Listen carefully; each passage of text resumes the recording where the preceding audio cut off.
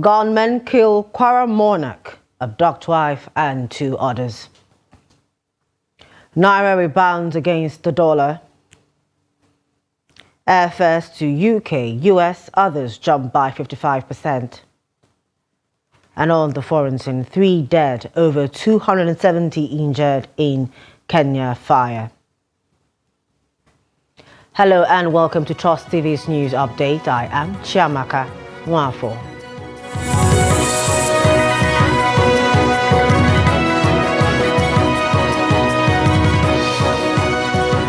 Thanks for staying with us. Let's get into the news now.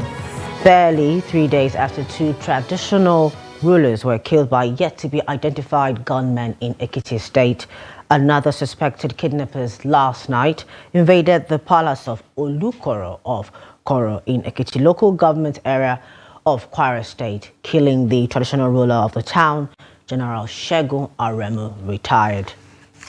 The assailants also went away with the deceased wife and 2 others. Reports said the incident happened about 8:45 p.m. Thursday night. Already the state government has confirmed the killing of the monarch and abduction of 3 others. A statement issued by Governor Abdurrahman Abdulrazak, signed by his Chief Press Secretary Rafiu Ajekaye, last night said the governor condemns the development, which he said was reckless, shocking and abominable. The People's Democratic Party Governors Forum is advocating the decentralization of security to the 36 states of the country by endorsing the establishment of state police. The governors believe that creating state police forces would empower them to effectively address the issue of insecurity nationwide. While the creation of state police has faced criticism from various groups and individuals who argue that such security outfits could be misused by governors, the PDP Governors Forum emphasized the need for a decentralized approach to security to address the prevailing challenges. Adam Musa has more on the report. PDP Governors Forum made this announcement during a visit to Governor Caleb Mutfwang of Plateau State at the government house in Jos, expressing sympathy over the recent ethno-religious conflict in Mangu that resulted in numerous casualties. Governor Bala Muhammad of Bauchi State, the chairman of the forum, led the delegation and lamented the unfortunate surge in security challenges nationwide.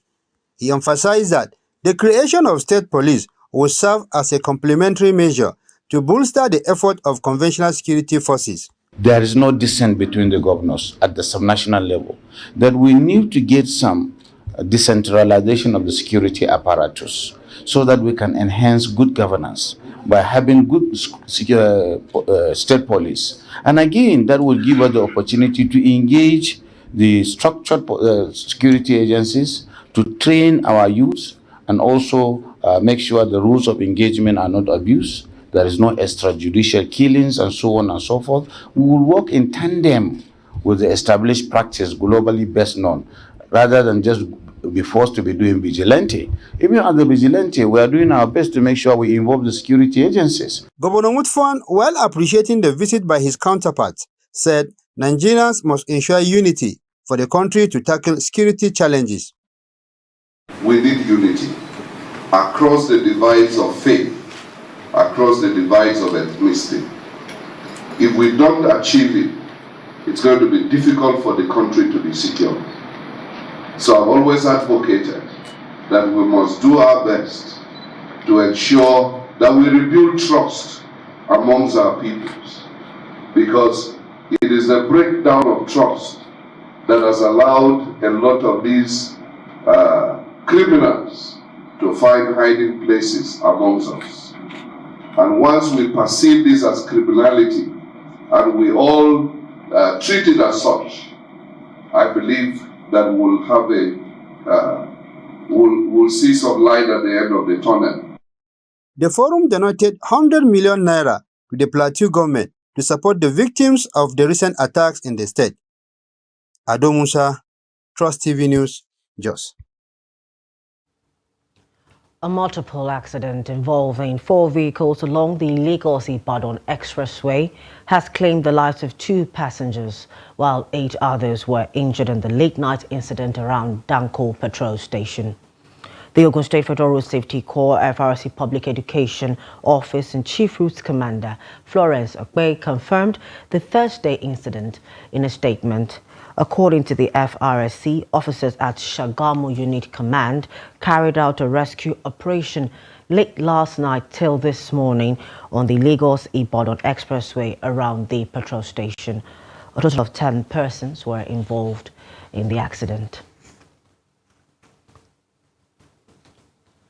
As part of efforts by commercial banks to beat deadline given by the Central Bank of Nigeria to sell all excess foreign exchange holdings, deposit money banks on Thursday made frantic efforts to offload their surplus dollar stocks.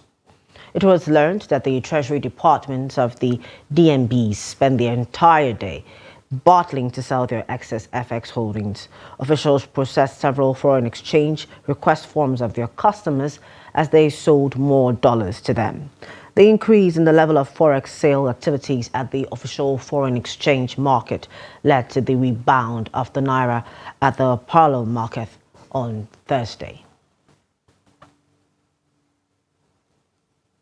Borno State Governor Babagana Zulum has called for interagency synergy among security agencies in managing post-insurgency recovery for sustained peace in the state.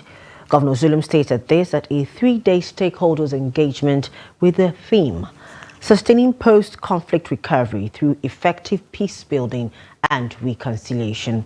The stakeholders meeting, organized in collaboration with the Office of the Secretary to the Security Government of the Federation on current security challenges in the Northeast geopolitical zone, aims to chart the course for an effective post-conflict resolution and post-conflict recovery. The governor, who identified poverty and unemployment as the root causes of insecurity which need to be tackled, however, called on stakeholders to draft a peace-building mechanism that will avert future conflicts. Or to be modest, we have drastically stemmed down the insurgency. But the tempo, as I said earlier, must be sustained by not only restoring the damages, but also dividing a very holistic and a comprehensive peace-building mechanisms to prevent future conflict. Justice through means that seek to identify the root causes of the conflict and address them squarely, persistently, and consistently. The program is aimed at achieving the following: avail government the opportunity to inform the people of the Northeast geopolitical zone of its efforts, challenges, and achievements towards addressing the security challenges. C, to create a forum to consistently review the security challenges with corresponding recommendations with a view to maintaining the trust and confidence between the government and the communities. The recovery effort in Borno State has achieved significant traction with the return of IDPs to their ancestral homes and the institutionalization of a peace-building platform to receive repentant terrorists who are willing to give up violence, who are willing to surrender in return for rehabilitation and integration. And in political matters, the All Progressives Congress in the Plateau State has spoken on the state of the party in the state after losing at the Supreme Court, which affirmed the election of Governor Caleb Mutfwang of the People's Democratic Party, PDP. The APC, while addressing members of the party secretariat in Jos on the judgment, called on them to accept the outcome of the Supreme Court in good faith. Adu Musa tells us more. This is the first time the party in the state has come out to brief members since the Supreme Court delivered its judgment. Stakeholders noted that the Supreme Court, which has the final say in the governorship elections dispute, has spoken, and are strong Democrats who believe in the rule of law. The APC in the state and Nigeria at large have accepted the verdict and restrained their supporters from castigating the judiciary or making inflammatory comments for the sake of peace and stability. I said certain clarifications you must help people. I had people arguing here and there whether this one was wrong or this one was right. But to generally the press, I asked the question, who has seen the court judgment of the Supreme Court? Have you seen the judgment of the Supreme Court? I want to hear that answer. No. Which of the press has seen the judgment of the Supreme Court? None. All of us were in court. But the judgment of the Court of Appeal is available. That is supposed to be analysis. So when I hear people say this is correct, I am not saying the Supreme Court is wrong. The Supreme Court is right because it is the highest court of the land. We shall continually look up to all of you for direction and advice on how to move the party forward. While we do not lay claim of infallibility as humans, we should put the past behind us and forgive if we had stepped on each other's toes. The future is greater than the past, so we should forge ahead as a united front with zeal and full of determination. To all APC members and supporters across the state, we pay special tribute to all of you for remaining loyal, supportive, and obedient, even in the face of challenges, temporary setbacks, and provocations. Let me assure you that we shall emerge stronger. The meeting has in attendance the APC governorship candidate, Denta Wilwadat, and his running mate, Pam Botman, among others. Ado Musa, Trust TV News, Jos. Over 2,000 disengaged and retired officers of the Nigerian Immigration Service may finally receive their retirement benefits following an ongoing verification exercise taking place in Kano State. Trust TV Idris Jibrin reports that thousands of immigration officers who were either retired or downsized have not received their benefits nearly 18 years after they left the service. Idris has more for us. Nearly 18 years since they were disengaged, these former officers of the Nigeria Immigration Service may finally get their work benefits. 1,330 were downsized in 2007. But by the grace of God, last month on the 5th or so, we started with Lagos for the verification. We went to Asaba. Then from Asaba, we went to Enugu.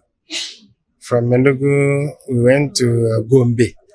So now is the turn of Kano State. All from Nigeria's northwest region. These people are here to be verified and screened as part of the federal government's resolve to pay them their benefits. Recall in 2006 and 7, a certain number of public servants were right-sized as a result of the reform initiatives of federal government of Nigeria, which is being driven by my agency, the Bureau of Public Service Reforms.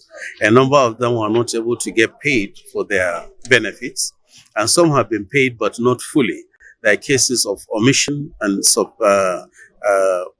shortage in payments.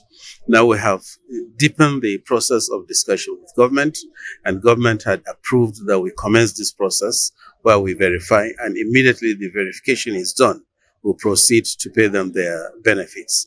According to the Comptroller of the Nigeria Immigration Service, this exercise will give them the opportunity to identify the affected officers so that they can be given their benefits. You'll agree with me that in a very long time, we've not witnessed anything like this. You know, in fact, to me, this is the first time I'm witnessing this. You know, for officers of a service, of an agency who were retired prematurely, for them to receive this affection, this consideration by the federal government. So you'll agree with me, again, that as soon as this exercise is over, their dues will be paid. Under Nigeria's Bureau of Public Service Reform, this exercise has since been carried out across all geopolitical zones of the country with the aim of verifying the affected officers across the country. Idris Jibrin, Trust TV News, Kano. The depreciation of the naira against the United States dollar jumped by 55% at the official foreign exchange market, has led to a commensurate depreciation in airfares on international routes in Nigeria. The naira had fallen from approximately 900 naira to a dollar to over 1,400 naira to a dollar on Monday after the FMDQ exchange, which records data of the nation's official exchange rate, reviewed its methodology for calculating the rate. The review came after the Central Bank of Nigeria accused foreign exchange dealers of reporting false figures.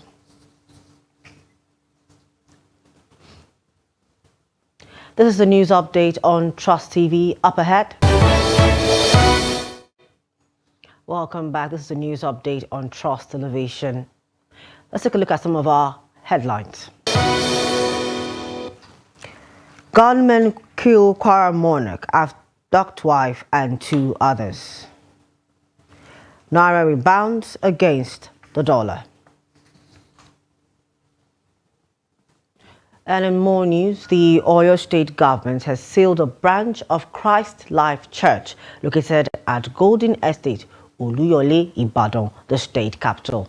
The closure, according to the government, followed several unresolved steps taken by the ministry to mediate among the complainants, residents and management of the church. Speaking in Ibadan, the Commissioner of Environment and Natural Resources, Abdulmajid Mobujubola, noted that the state government was left with no other option but to seal the church premises to avert preventable escalations of brewing tensions between the residents and the church on Sunday. Some members of the community had locked the estate gate against members of Christ Life Church, preventing services to hold. Governor Umar Namadi's administration in Jigawa State is prioritizing youth empowerment, training over 250 individuals in hand pump repair and assembly through the Agency of Youth Empowerment and Employment. Here's that report. Equipped with comprehensive kits, the graduates receive automatic employment in their local government, supported by Governor Namadi's commitment to providing motorcycles for enhanced mobility. Today we are graduating 250 students who have been trained on repairs of hand pump, who are picked from across each and every ward in the local government. Now our objective is to ensure that we know that we have a good number of hand pumps across the state. And one major challenges we have is the repairs of these hand pumps. Therefore, we decided to train somebody from each ward, especially those that are hard to reach. Now, so that we train them for 3 months, and we give them a complete equipment. And in addition to that, we have asked the chairman of local government to buy a motorcycle to each and every participant, so that they will have a mobility to go to the nook and canaries of Jigawa State to ensure that all our hand pumps are working perfectly. The initiative not only advances skill development but also addresses unemployment, exemplifying the government's dedication to community services. As the empowered youth supported by motorcycles contribute to water pump maintenance, the positive impact on both the workforce and the water supply infrastructure is expected to be substantial. Because them connected with the local government chairman means automatically they have jobs. Because as we are speaking now, definitely there is one hand pump that is getting faulty right now, and some are going to get faulty every day. Therefore, as they go out today, they have already got the job doing, and they already earn a living, and they're already going to have a very well-being in life, and hopefully those that are not married will get married. And with Governor Namadi's brother vision, this initiative showcases a proactive approach to youth empowerment and socio-economic development, reinforcing the commitment to uplift communities across Jigawa State. The federal government, through the Central Bank of Nigeria, has raised the exchange rate for cargo clearance from 952 naira to a dollar to 1,356 naira to a dollar. This is coming weeks after the rate was increased from 783 naira to a dollar to 952 naira to a dollar. In November, the exchange rate for cargo clearance was raised from 757 naira per dollar to 783 naira per dollar, representing a 3.4% increase, and was later raised from 783 naira to the dollar to 952 naira to a dollar in December. On the foreign scene, At least 2 people were killed and more than 200 injured in a massive fire on a truck laden with gas explosion in the Kenyan capital of Nairobi. A government spokesman said the inferno further damaged several vehicles and commercial properties, including many small and medium-sized businesses. Earlier, the Kenyan Red Cross had reported nearly 300 injured. The fire broke out Thursday night in the Embakasi neighborhood, southeast of the capital, Nairobi. And finally, in sports, the historic Suzuka circuit will host the Japanese Grand Prix until at least 2029 after signing a 5-year contract extension with Formula One. The track is seen of opposition from Osaka, which had been interested in hosting a street race in the coming years. Formula One President Stefano Dominicali said Suzuka was special. The Japanese race is moving to a new slot in April this year, having previously been held in the autumn. The move is part of F1's drive to become more sustainable. It is aiming to become net zero carbon by 2030. And with that, we've come to the end of the news at this hour. Before we go, don't forget to follow us on our media platforms for more news, documentary, and program. I am Chiamaka Nwafo on behalf of myself and the news team. Thanks for watching.